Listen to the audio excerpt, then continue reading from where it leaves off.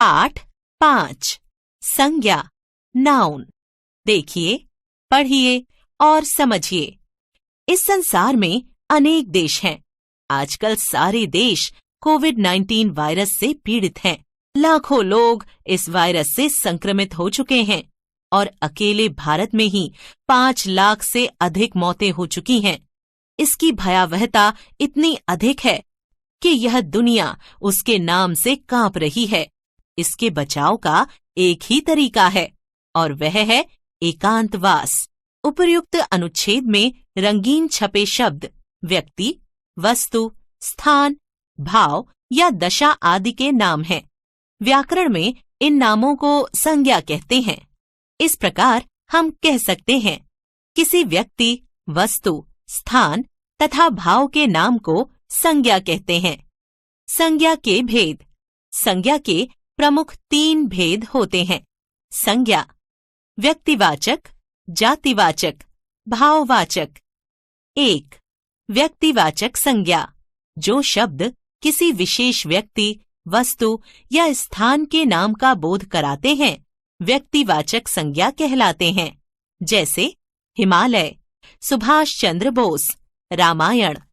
यहाँ हिमालय, सुभाष चंद्र बोस तथा रामायण क्रमशः विशेष स्थान, व्यक्ति तथा वस्तु के नाम का बोध करा रहे हैं। अतः ये व्यक्तिवाचक संज्ञाएं हैं। इसी प्रकार संसद भवन, कश्मीर, नेपाल, मध्य प्रदेश, लाल किला, चार मीनार, gateway of India, Jama Masjid, Shri Ram, Ganga आदि व्यक्तिवाचक संज्ञाएं हैं। 2. जातिवाचक संज्ञा, जो शब्द किसी प्राणी, वस्तु या स्थान की पूरी जाति का बोध कराते हैं, जातिवाचक संज्ञा कहलाते हैं। जैसे लड़का, किताब, घर। यहाँ लड़का, किताब तथा घर शब्द प्राणी, वस्तु तथा स्थान की जाति का बोध करा रहे हैं। अतः ये जातिवाचक संज्ञाएं हैं।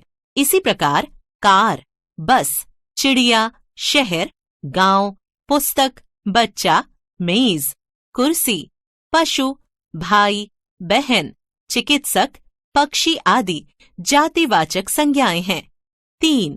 भाववाचक संज्ञा, जो शब्द अवस्था, भाव, स्थिति आदि को प्रकट करते हैं, भाववाचक संज्ञा कहलाते हैं। जैसे बुढ़ापा, क्रोध, गर्मी। यहाँ बुढ़ापा, क्रोध तथा गर्मी शब्दों से अवस्था, भाव तथा स्थिति का बोध हो रहा है। अतः ये भाववाचक संज्ञाएं हैं।